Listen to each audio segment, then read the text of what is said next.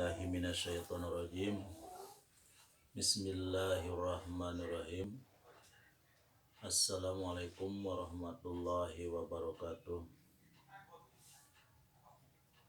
Selamat berjumpa kembali dengan Bapak dalam tatap muka yang kedua. Yang tempo hari tatap muka yang pertama itu ada yang kelewat, yang lupa Bapak sebutkan, yaitu tentang alat tulis yang ke-8. Alat tulis yang ke-8 itu adalah busur derajat. Nah, selanjutnya kita akan lanjutkan dalam pertemuan kedua ini bahasan yang kedua. Mungkin kita akan latihan soal. Yang kemarin contoh soal yang pertama itu adalah menggunakan momen gaya cuma satu gaya.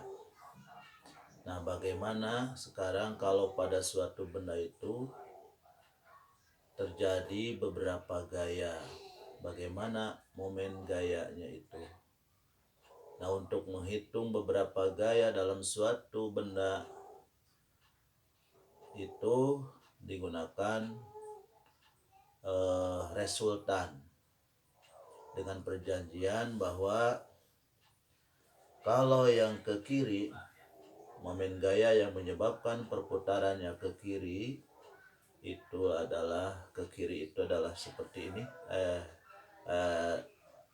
Bukan ke kiri ya mungkin ya. Kalau ke kiri berarti ke sini ya. Nah, ke sini. Kalau ini ke kanan. Nah, ke kiri, ke kanan. Kalau kita lihat dalam kehidupan sehari-hari, ke kanan itu adalah sama dengan arah putaran jarum jam. Nah, arah putaran jarum jam. Nah, itu momen gayanya dalam perhitungan itu adalah besarnya itu adalah positif. Nah, kalau yang ke kiri itu adalah negatif. Nah, sekarang kita lihat contoh soal yang pada benda yang dilakukan beberapa gaya. Momen gayanya berapa gitu ya. Nah, kita contoh soal lagi. Contoh soal.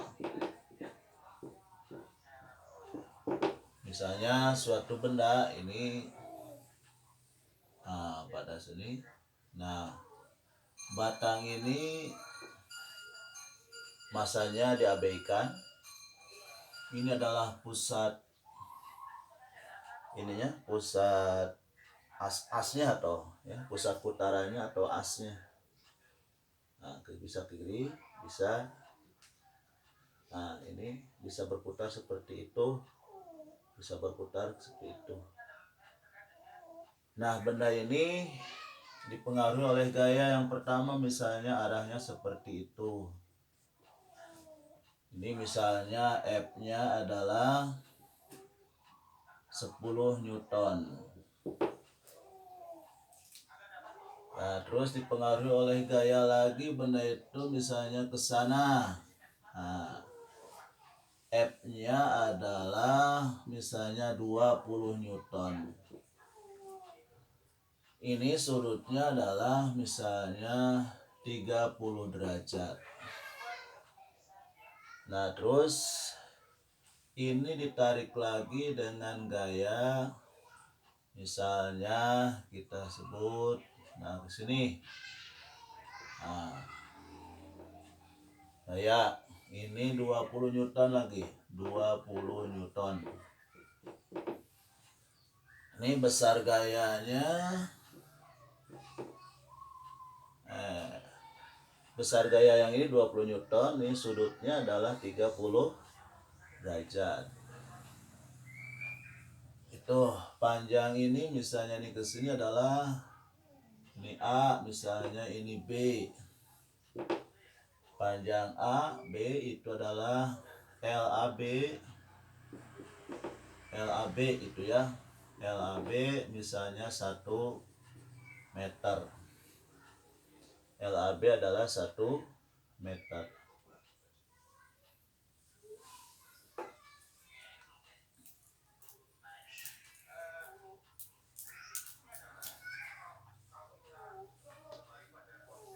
Nah, terus kita lanjutkan. Misalnya ini panjang sini dari sini ke sini. Misalnya kita ketahui. Misalnya ini 50 cm. 50 cm. Nah, ini ke sini, ini ke sini, ini dari sini ke sini adalah 20 cm. Kalau kita supaya jangan terlalu repot, jadi kasih nama misalnya C, ini adalah D.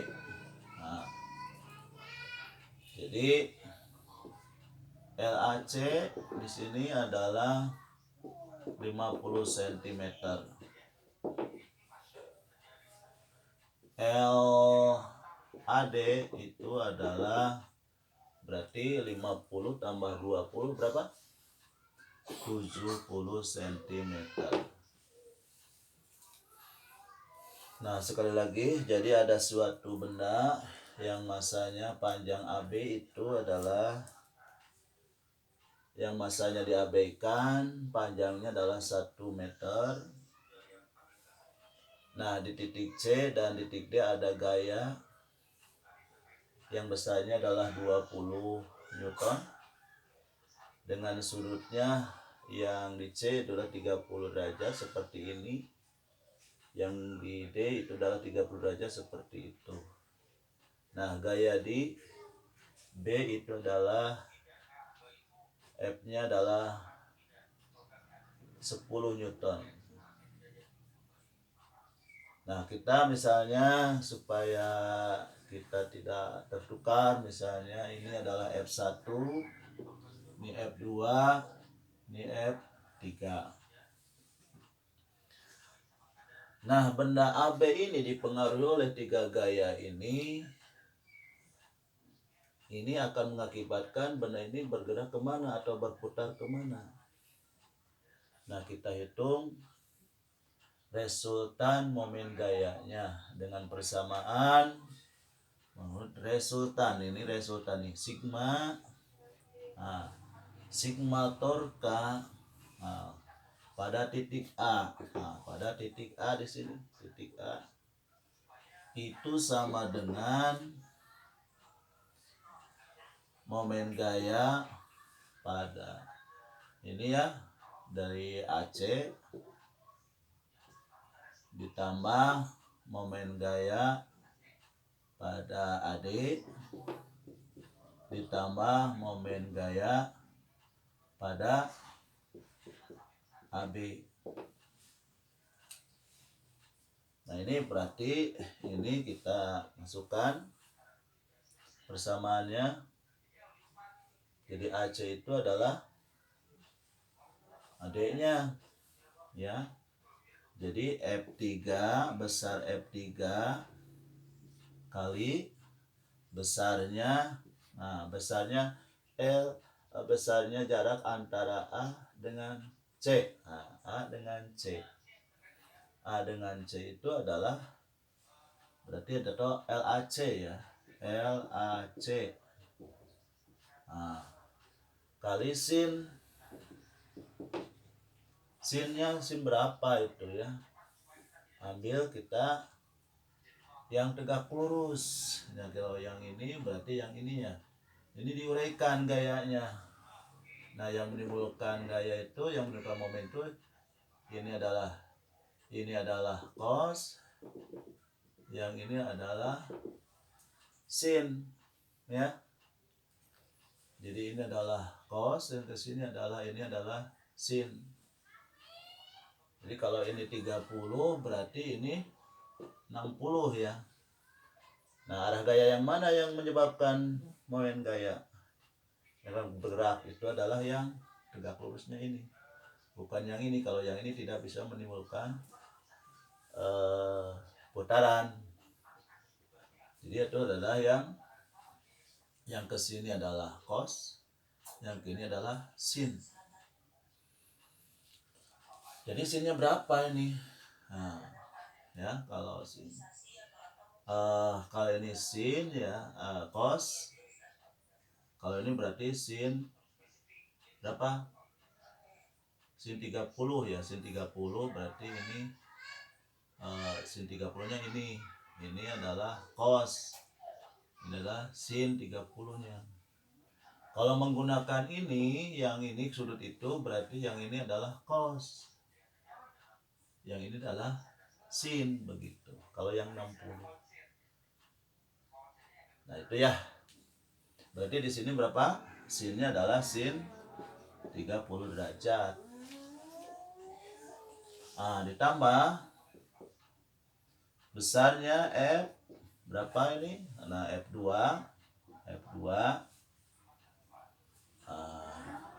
kali besarnya LAD.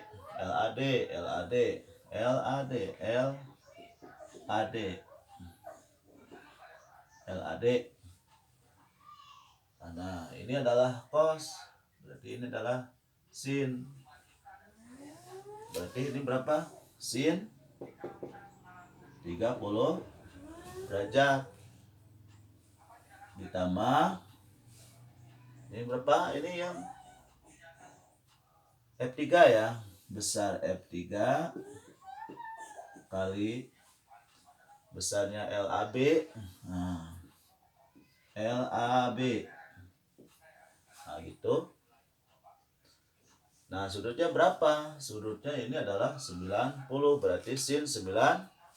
Berarti di sini adalah sin 90 derajat. Nah, setelah itu kita masukkan F3-nya adalah 20 Newton. Terus LAC-nya berapa? LAC-nya adalah 50 cm, berarti kalau dimeterkan adalah 0,5. Sin 30 berapa? Sin 30 adalah 0,5 ditambah F2-nya berapa? 20. Nah, yang ini 20 ya. LAD-nya berapa? 70, berarti 0,7 kali sin 30 adalah 0,5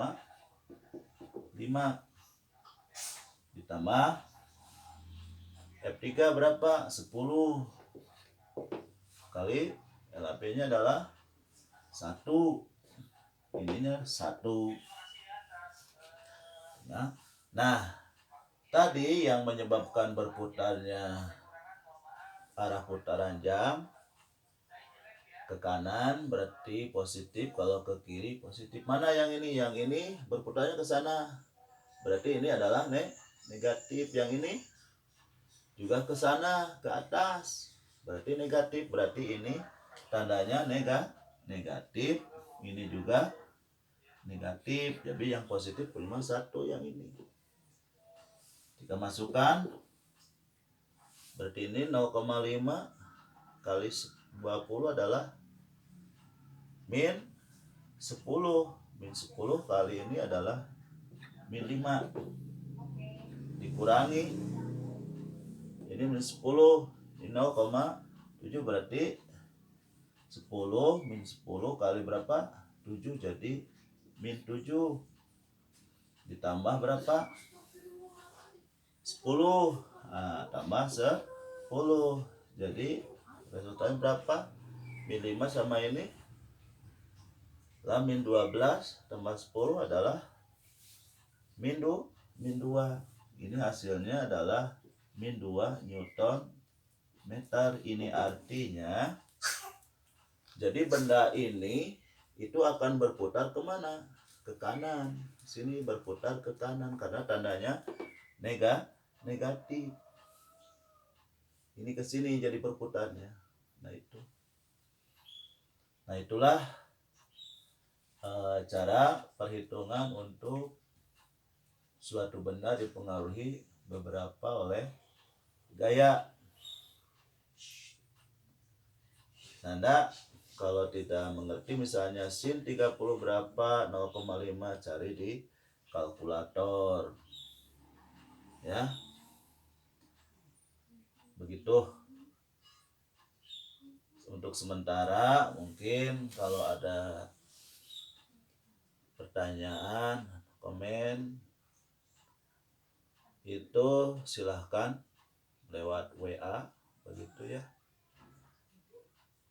Dan untuk latihan lihat di buku SPS, itu adalah harus dikerjakan latihan soalnya.